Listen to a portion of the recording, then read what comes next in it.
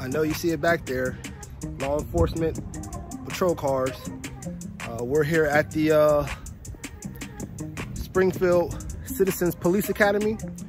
We're going to go into our second week and see what we come out with. Let's do it. Hey everyone. Hey, how you doing? All right. Yes, ma'am. I was highly. I knew instantly. He hasn't been here long, but you can just tell. He was like, okay. But typically, after it's shot, you want to get a new one. Just because you never know. Like a normal one. Yeah. After it's been. Yeah, you need to get a new one. What you do, and this is the one we usually use. So in the front of a stack, you're going to have a guy who's called the bunker man or the shield guy. So he's going to be going like this with a pistol right here and walking down hallways, stuff like that. Technically, doctrine says now don't use a shield guy because you're just standing in the hallway. Why would you present yourself a target? But we still use it sometimes. You guys draw.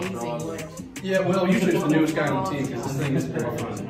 But yeah, you can try and do it. The best, they teach you to hold it, and then reload with one hand, and then transition, and then move to your other hand. So you'll go through all that stuff.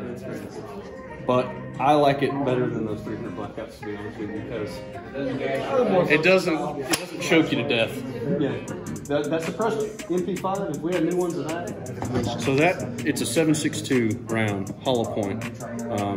These are supersonic. They make a subsonic one. So basically, this little plastic tip, when it hits the body, will leave and it will expand, creating a big cavity. I mean, when you shoot something. When we shoot something, we don't shoot to wound, we shoot to end a threat. Gotcha. So that's just what it is. Serious business. Oh, sorry you doing, sir. Dominic Hylton. Thank you for your service. Wow.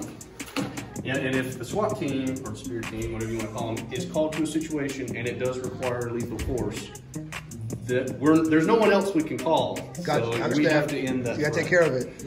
So I know it's usually body shots, or from what I understand, or it's typically what we train is body shots because it's the largest part of any human's body. So if you're shooting for the leg or the arms, yeah, in a perfect world, I'd love to shoot somebody's legs every day and end the threat that way. But it's just hard to hit. People are moving, all that stuff. This part right here is the easiest part to hit because it's the largest on most human beings.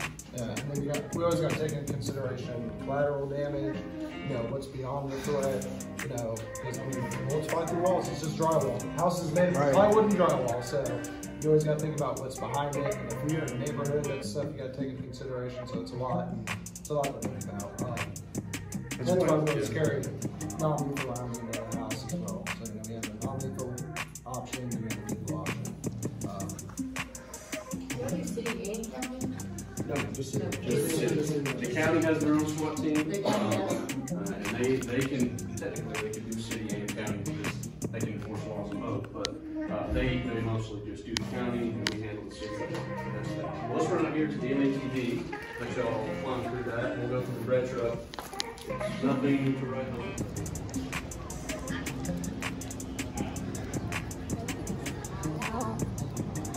This is made by Oshkosh.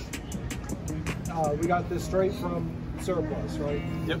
So we got this in surplus straight from Army. Same thing that's made in Army. Same thing that we drove overseas. It's armored. It's got, they call it a capsule. It's this whole area right here. From the engine to the rear of the truck, this is all one big capsule. It's completely armored.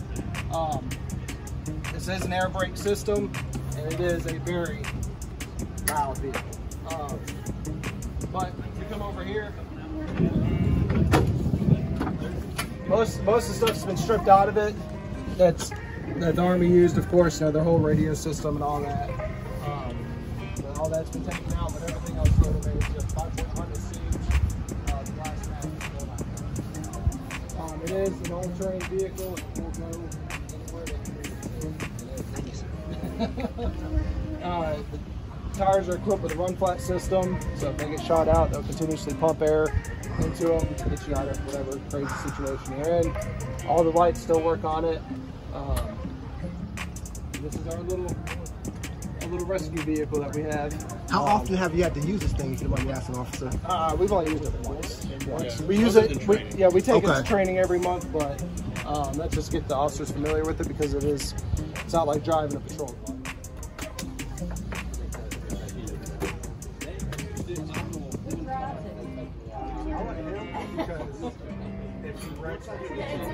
Most times we show up, like just the presence of that is the situation. So we've been called out, a handful of times since I've been on the team, but luckily by the time we show up, whoever is involved knows that the situation is covered. So a lot of times negotiations have proved effective, and no one's been hurt. Knock on wood. Any of our calls have been bad.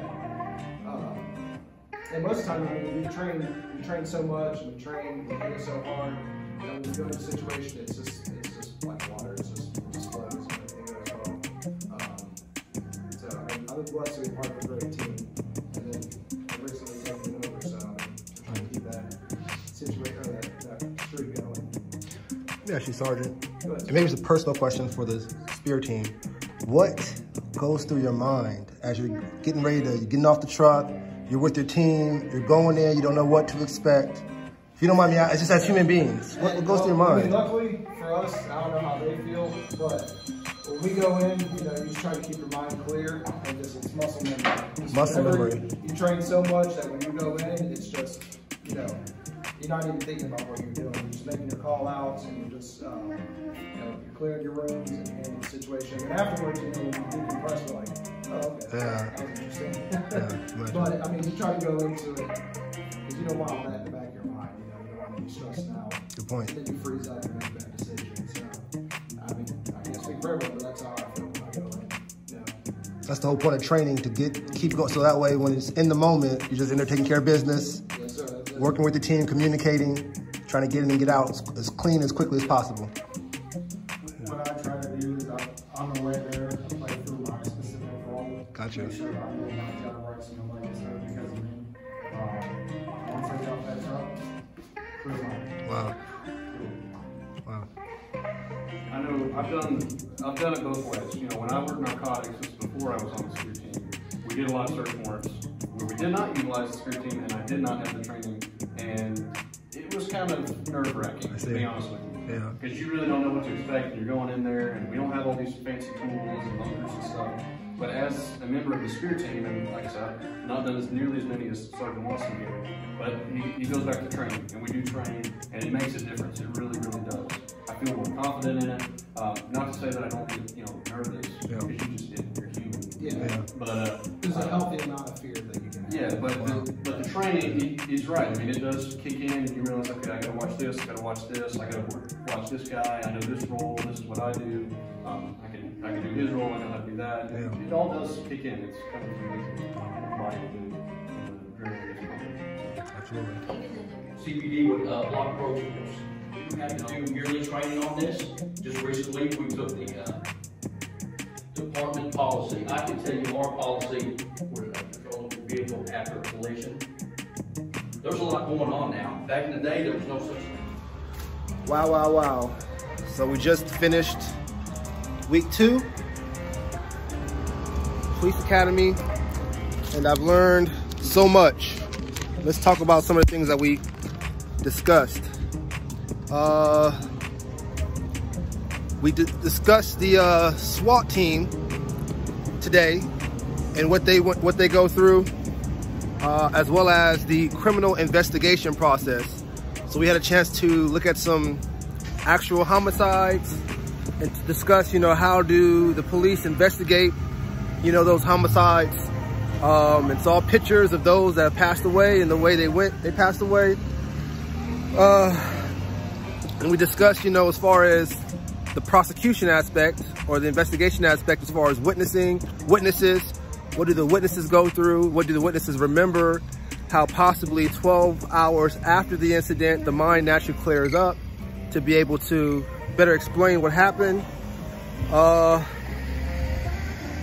Also talked about the homicide investigation, the emergency vehicle operations, discussed pursuits, traffic pursuits, and how those things work.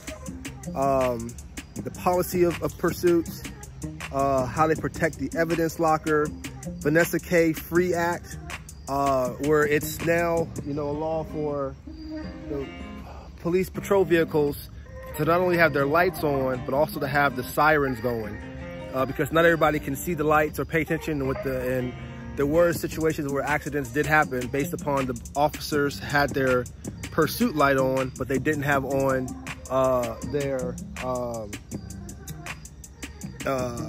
had their lights on, but they didn't have the sound.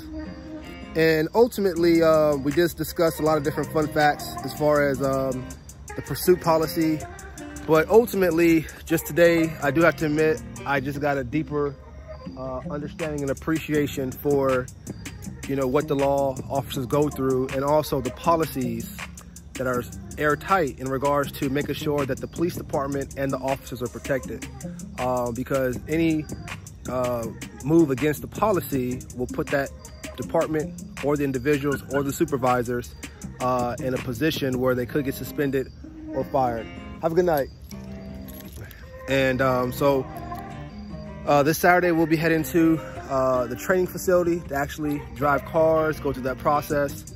And then I believe next week we're going through the TASE process as well. So thank you so much for your time. I'm really just blown away from this experience, and just gives me a greater appreciation for what law enforcement goes through, because they're going to get it from both sides, either way it goes. Thanks so much, guys.